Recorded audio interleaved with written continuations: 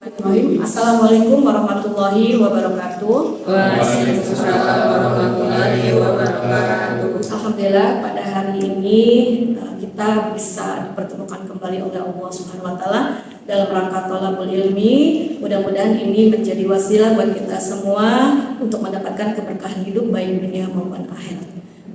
Pada hari ini kita akan membahas mengenai karya tulis ilmiah. Sebelumnya saya akan menyampaikan rancangan pembelajaran satu semester pada mata kuliah ini.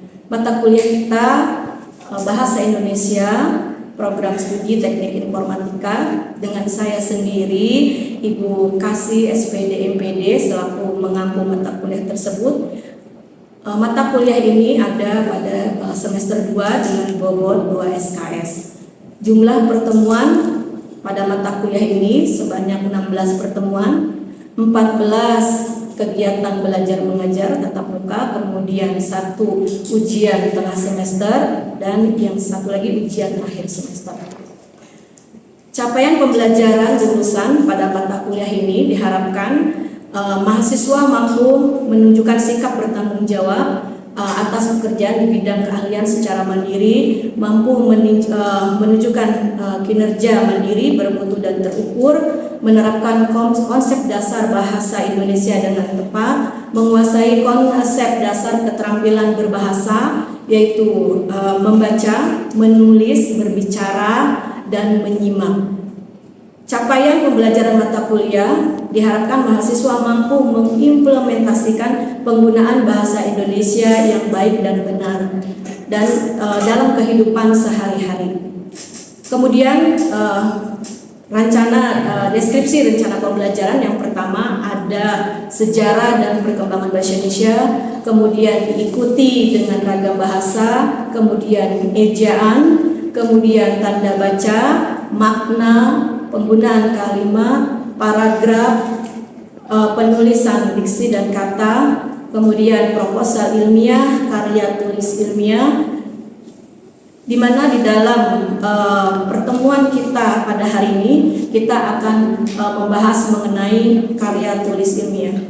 Saya berharap semua mahasiswa saya mampu menulis karya ilmiah sesuai dengan program studi masing-masing. Baik teman-teman, kita akan lanjut ke pertemuan terakhir dengan materi sistematika penulisan karya ilmiah. Diharapkan kalian mampu menulis karya tulis ilmiah. Kemudian di sini juga saya akan menjelaskan karakteristik karya ilmiah, menentukan topik penelitian, penyusunan sistematika karya ilmiah, menggunakan bahasa ilmiah, dan menghindari plagiarisme.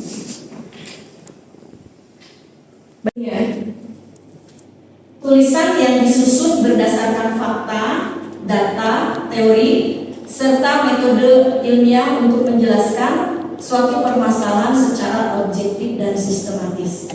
Ini tidak bisa kita pungkiri sebagai mahasiswa karena semuanya nanti di akhir perkuliahan, di akhir semester, di akhir jenjang kalian, khususnya nanti tingkat 7 atau tingkat 8, semua harus menulis karya tulis ilmiah sesuai dengan bidangnya.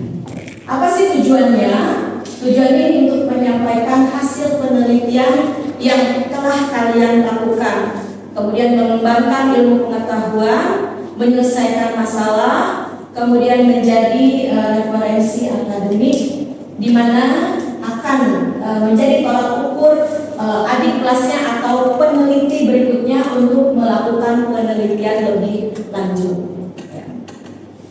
Mungkin ada yang tahu selain yang dituliskan ini ciri dari karya tulis ilmiah? Ada? Dan di sini sampaikan bahwa ciri dari karya tulis ilmiah yang pertama objektif. Pastikan objektif? Masih ingatkah Anda objektif? Mungkin teman Anda tidak objektif, kamu nilai aku seperti ini. Aisyah, objektif?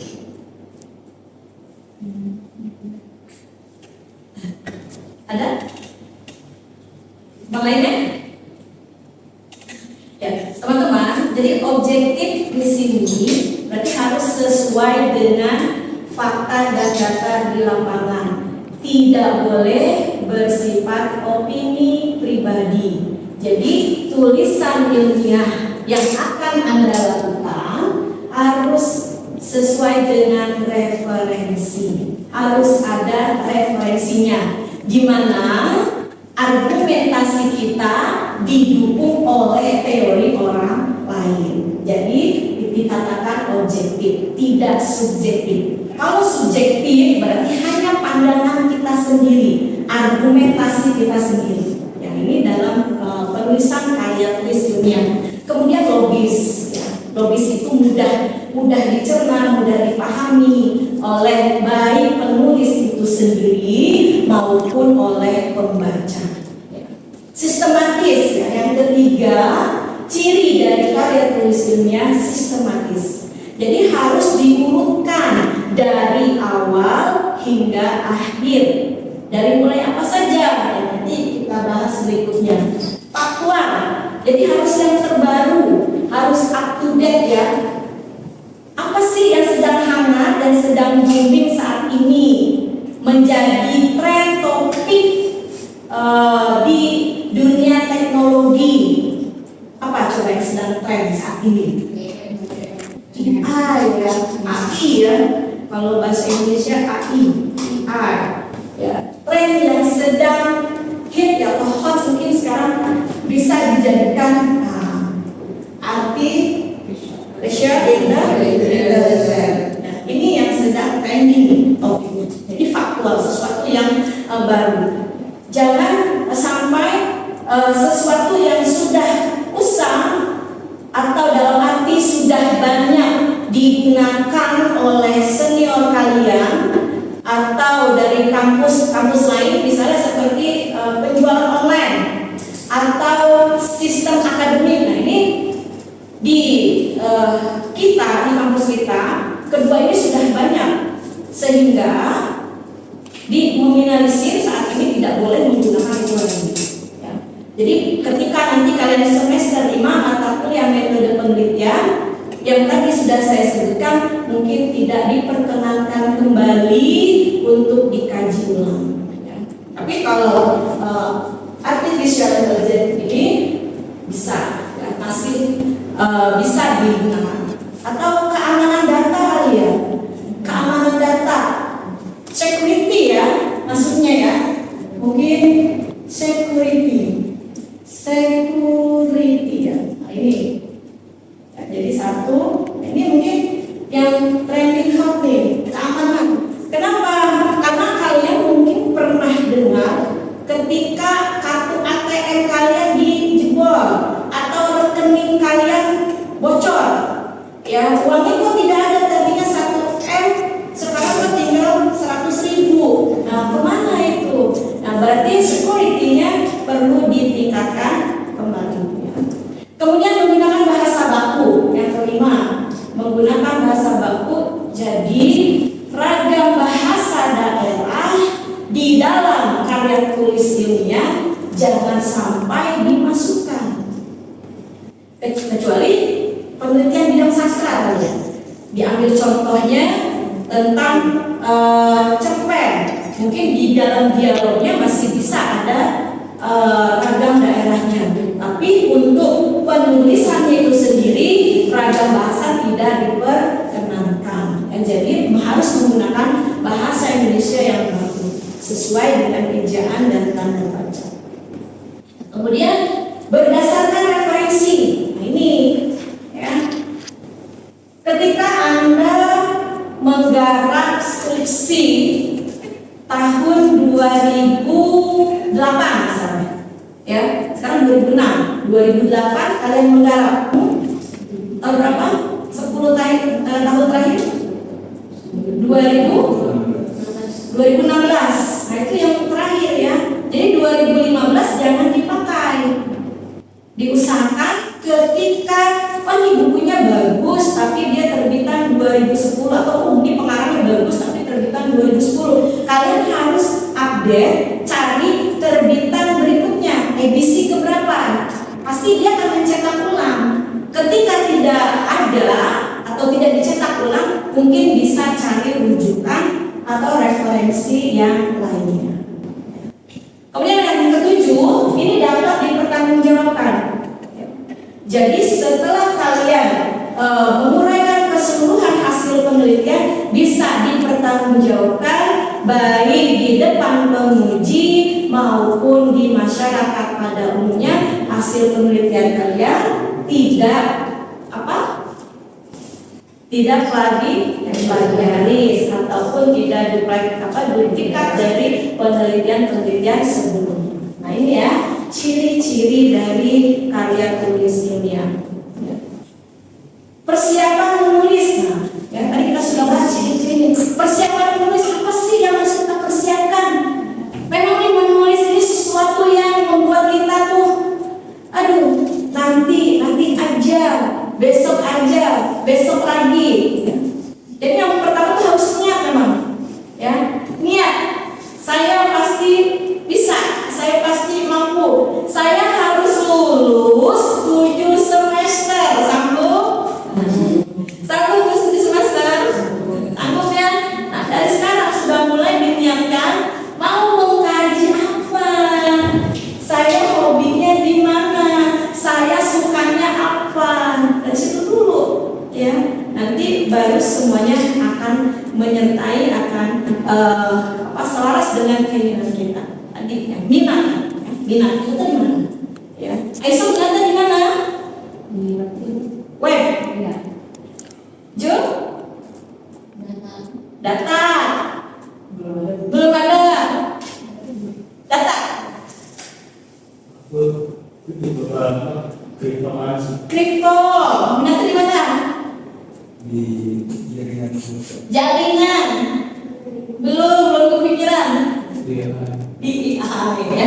Jadi dari sekarang udah niat, kemudian minat apa? Diajar tuh. Saya minatnya di web. Apa yang sekiranya tadi sedang tren topiknya itu, sedang aktual, sedang hangat. Ya apa sih yang harus saya lakukan? Ketika web udah ada tuh berarti, ya referensi web udah disiapkan berarti itu. Ya, yang tadi sudah disampaikan data mining ya, berarti dari siapa tuh buku apa yang berhubungan dengan data, ya keamanan jaringan, berarti sudah harus disiapkan buku-buku yang berhubungan dengan jaringan. Kemudian, nah ini baru lakukan persiapan menulis ya. Seperti tadi sudah disampaikan 10 tahun terakhir untuk sumber pustaka. Ya. Jadi sekarang kalau Aisyah suka di web, buku yang dijumpai 2020 silakan dimasukkan ke dalam mendelainya, dicicil dari sekarang. Buku yang berhubungan dengan jaringan 2022 dapat nih bagus baca, ya masukkan ke mendelainya. Ya, nanti ketika hari haknya akan kita jemput semuanya. Ya, seperti itu. Ya Rasika ya harus dipersiapkan dari sekarang. Apa sih fungsinya? Nah ini sebagai media nih, ya kemudian pengembang ilmu, kemudian pendidikan, pemecahan masalah yang kita hadapi. Berarti nggak usah ada masalah aja kali ya, karena karya tulis ilmiah itu kan harus kita selesaikan. Kita buat masalah, kita harus selesaikan masalah. Nggak usah ada masalah pun, berarti tidak ada penulisan karya ilmiah. Karena itu dari masalah tadi. Karena dari bangun tidur sampai mau tidur sudah masalah buat kita yang harus kita selesaikan. Pusing juga ya. Ya, begitulah masalah dicari sendiri, harus diselesaikan sendiri. Ya. Nah ini dokumentasi penelitian. Ya.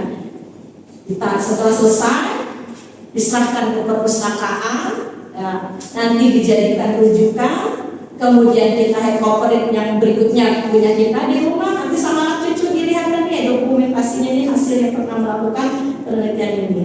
Ya.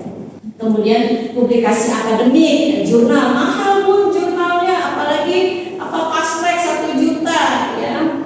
Sekarang kalau sekolahnya lama ya keluarnya, ya udah kita cari yang memang standar.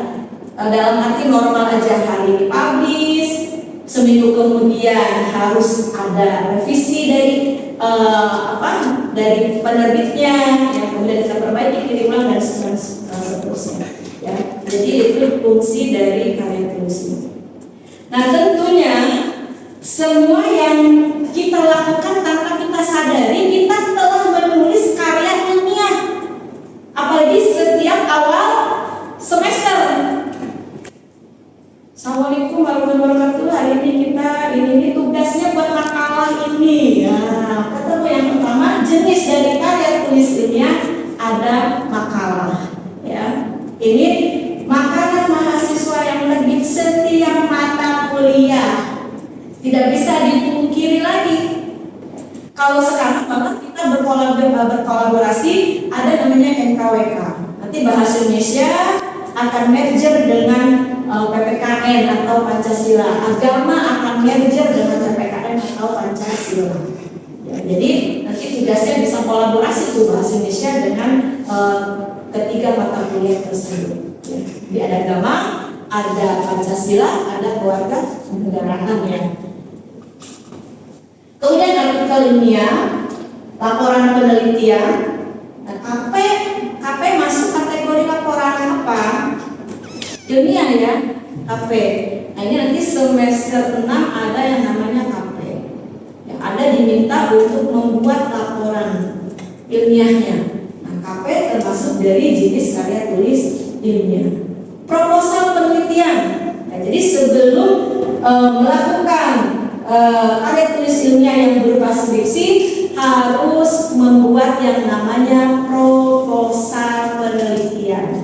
Di mana adanya biasanya itu di mata kuliah metodologi penelitian. Biasanya diminta tugas akhirnya ya teman-teman mampu membuat proposal penelitian. Ya, rencana, jadi proposal penelitian itu rencana, ajuan rencana bahan penelitian yang akan kalian lakukan itu seperti apa. Kemudian skripsi, nah ini tugas dari akhir untuk mendapatkan gelar strata 1. Wajib semua. Kalau sekarang enak, ada pilihan, ada project work, ada skripsi, satu lagi ada komprehensif. Yang mana yang lebih enak? Kembali ke pribadi masing-masing. Kalau project dalam tugas akhir biasanya ada timnya. Tapi kalau skripsi sendiri. Kasihkan rencana mau apa? Belum kepikiran, ya? Rencana belum. Skripsi, ya? Skripsi. Ya. Kalau saya pribadi, saya sarankan, ya, enaknya skripsi.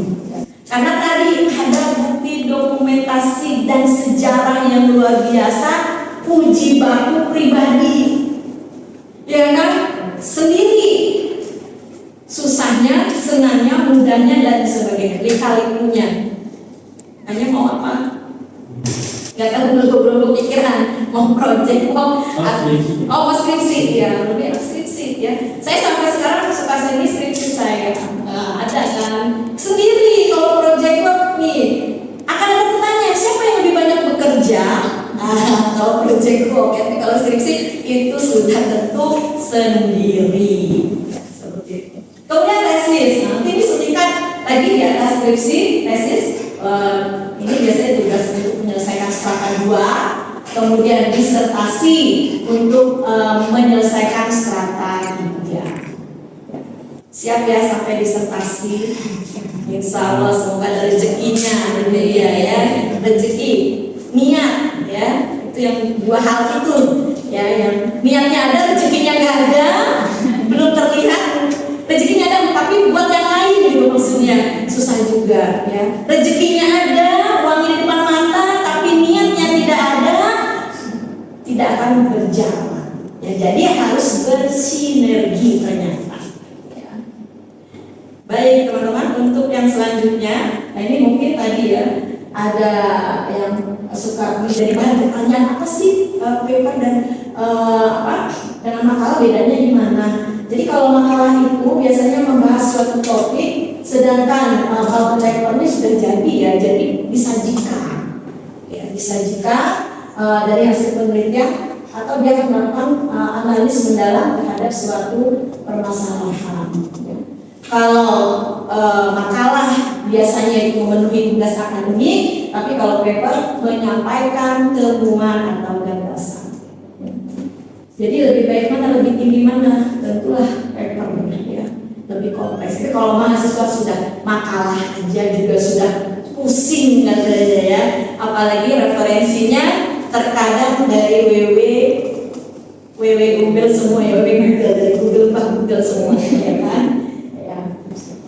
Oke, baik. Kemudian strukturnya yang pertama ada bagian awal, tentu ada cover ya, halaman judul, kemudian kata pengantar, diikuti dengan daftar isi. Ya, bagian intinya ada apa aja? Ada pendahuluan, ada tinjauan pustaka, ada metode penelitian. Nah, untuk kita biasanya di teknik informatika, metode penelitiannya kita analisa dan perancangan sistem. Ya. Kalau di prodi lain mungkin menggunakan metode penelitian dari mulai data, analis data.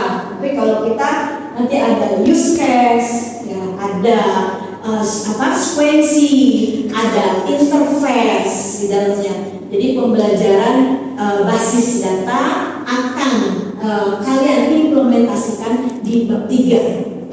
Nanti semester 4, 5 ini dapat mata kuliahnya. Ya, perancangan basis data.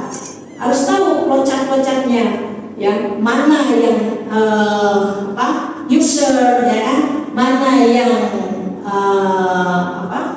menu, ada tarik garis mungkin ya, ini apa harus paham ya, kemudian ini apa ini harus paham, gambar-gambar seperti ini, karena nanti di sana akan dibutuhkan ya. Mungkin kalau seperti ini kalian sudah tahu apa ya, nanti fungsinya sebagai pembahasan.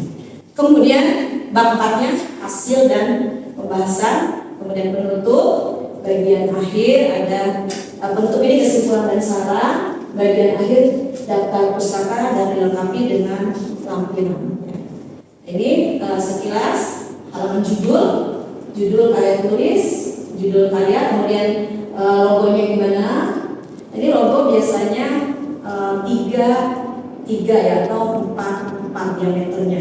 Jangan sampai diameternya 5 ya, karena ada tugas mahasiswa makalah itu ya, diameternya nggak diukur lagi. Ini berapa diameternya? 7. Wah, berarti besar sekali, sudah seperti permukaan mangkuk dicetak di situ, permukaan gelas. Nah itu ya mahasiswa. Atau seperti yang kalian di alma mater kalian, nah itu dipindahkan diameternya semua yang besar ya. Jadi cukup 3 atau 4 ya, sesuai program studi masing-masing ya. Kemudian institusi kemudian tahunnya ya.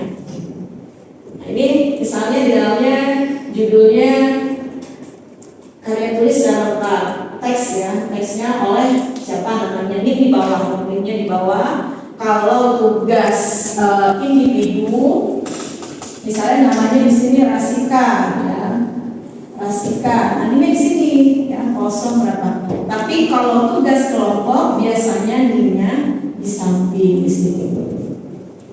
Karena kalau kelompok itu kan bersama, ya, kalau individu hanya sendiri. Jenis kemudian jenis dokumen karya tulis ilmiahnya dituliskan skripsi atau makalah, ya, laporan penelitian, kemudian logo universitas, teks nama, kemudian nama program studi. Nah ini kita jangan fakultas dulu ya, fakultas ini salah, tapi harus program studi ya.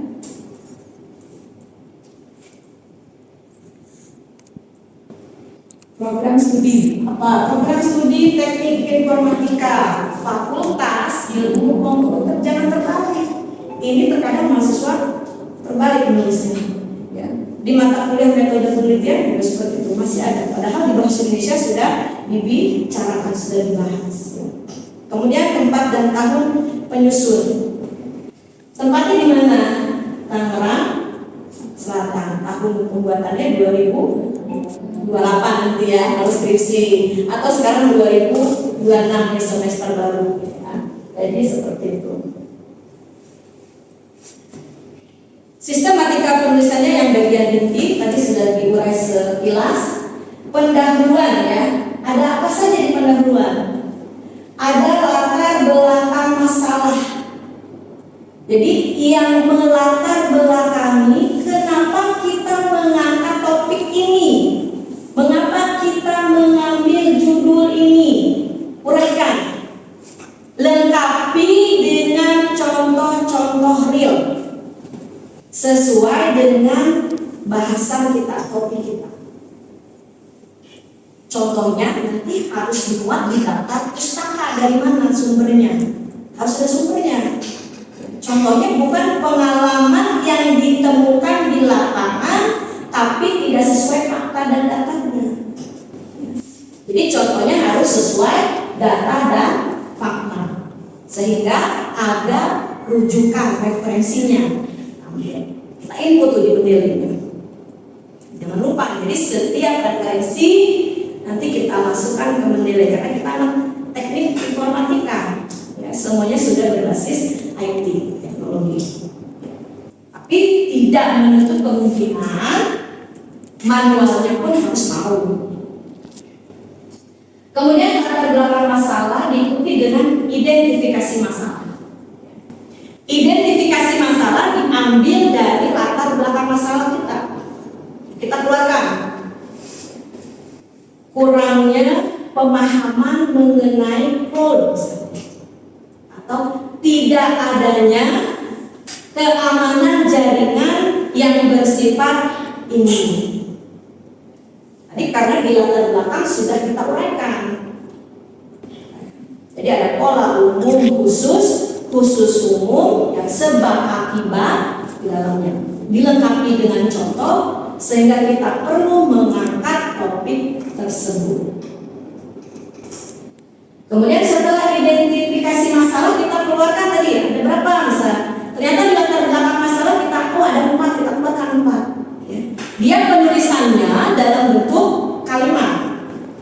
Ya, per poin 1, 2, atau pakai bullet and numbering. Kemudian baru rumusan masalah.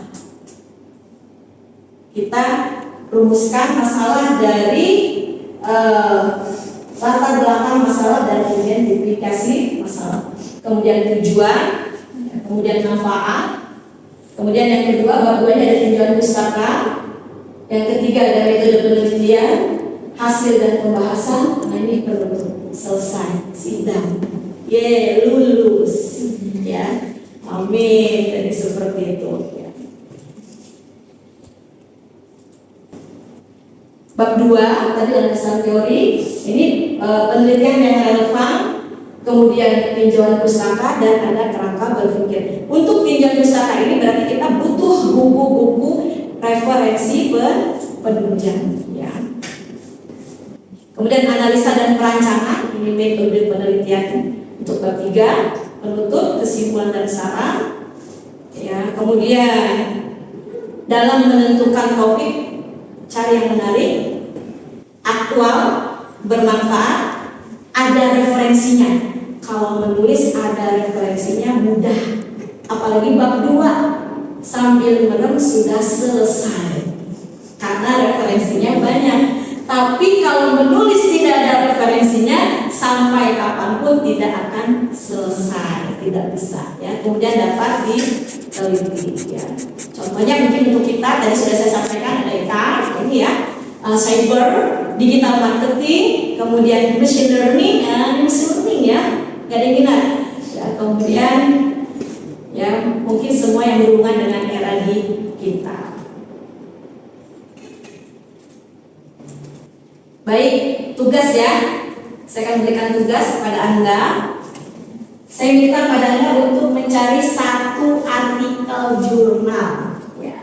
Kemudian analisis judulnya, kemudian abstrak, pendahuluan, tinjauan pustaka, metode, hasil dan pembahasan, kemudian kesimpulan, daftar pustaka, Nah, ini outputnya nanti laporan analisis bisa 3 sampai 5 halaman. Jadi dari keseluruhan materi yang sudah kita bahas akan ikut di dalam satu tugas mata kuliah ini. Baik dari penggunaan ejaannya, penggunaan tanda bacanya, penggunaan diksinya, kalimatnya, paragrafnya, kohesi koheren ya, konvensi naskahnya, semuanya ikut di dalam satu tugas ini di karya tulis ilmiah.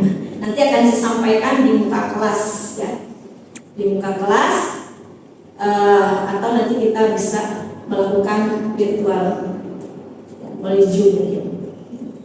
Jadi setiap penelitian dimulai dengan keraguan, berkembang dengan pertanyaan, dan berakhir dengan penemuan. Berarti nggak ada masalah ya. Kalau ada masalah tidak ada akhir dari sebuah penemuan. Ada yang ditanyakan, silakan sebelum saya tutup. Kan berarti buatnya referensi itu 10 tahun. Iya. Kalau misalnya ada kemungkinan tidak ada di 10 tahun ini, Ketika tidak ada kemungkinan di 10 tahun, biasanya buku-buku dari luar. Kalau buku-buku dari luar dari yang berbahasa Inggris itu bisa kita gunakan. Tapi diusahakan dulu cari mungkin ada terjemah biasanya. Ya, kalau ada terjemah kita gunakan terjemah.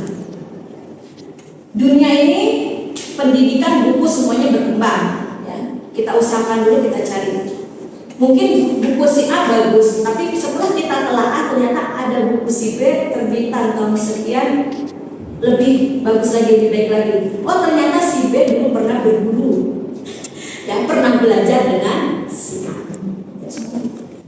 Diusahakan dulu. Tapi kalau buku dari luar memang itu sudah jarang, sudah usang dalam buku itu boleh kita gunakan. Hanya dia berbahasa Inggris boleh dipakai. Kita anak-anak TI jarang loh yang referensinya berbahasa Inggris, gak berani dia ngambil buku-buku dari luar. Padahal IT itu teknologi informatika banyak buku-buku referensi dari luar. Nanti kalau ada tulisan di karya tulis ilmiah dituliskan juga terjemahannya. Jadi ada struktur bahasa Inggrisnya baru struktur bahasa Indonesianya diterjemahkan. Silakan itu lebih baik. Saya suka menyarankan kepada mahasiswa saya di semester 5 dan semester akhir. Jadi untuk referensi diusahakan jangan buku dari Indonesia, tapi buku dari luar silakan pakai gunakan. Ya. 3 atau 5 sumber rujukan. Jadi seperti itu kita. Ya. Ada lagi? Satu lagi? Tadi kan buku dari bisa dari luar itu menambah nilai plus atau enggak atau fungsi. Nah, gini. Kalau saya terkadang ada penilaian khusus ya. Ini teori dari luar. Teori dari luar. Satu paragraf dalam bentuk kutipan tidak langsung. Nah, di atasnya mungkin ada beberapa kalimat sebelumnya dari luar. Ya. Kita tuliskan. Kemudian di sini anggap sebuah kesimpulan dari tulisan yang sebelumnya. Saya akan menilai di sini. Ini nilai. Ini lebih besar. Misalnya ini 10. Tapi kalau ini mungkin hanya 5. Ini hanya memindahkan tulisan orang lain ke dalam tulisan kita. Tapi ini teori baru yang kita hasilkan beranjak dari teori orang. Ini namanya manfaat teoritis. Bertambah hasanah keilmuan pada dunia teknologi informasi, khususnya pada bidang apa sih, jaringan web. Ini berkembang berarti. Itulah gunanya penulisan ilmiah, kita mengembangkan. Jadi seperti itu. Kalau dosennya paham, dia akan melakukan penilaian yang objektif. Oh ternyata si A tidak ada manfaat teoritisnya, kurang nilainya. Oh si A, si B ternyata baik di penulisan ilmiahnya, ada manfaat teoritisnya, berkembang. Berarti dia memberikan sumbangsi pada mata kuliah tersebut. Ya, jadi seperti itu, bisa dipahami? Ada lagi? Ya, terima kasih pertemuan kita hari ini. Mohon maaf atas segala kekurangan. Saya harap tugasnya dikerjakan ya. Nanti kita kumpulkan baik nanti lewat link Google, ya Google Drive, dan supaya bisa informasikan ke ketua kelas. Terima kasih. Assalamualaikum warahmatullahi wabarakatuh. Waalaikumsalam.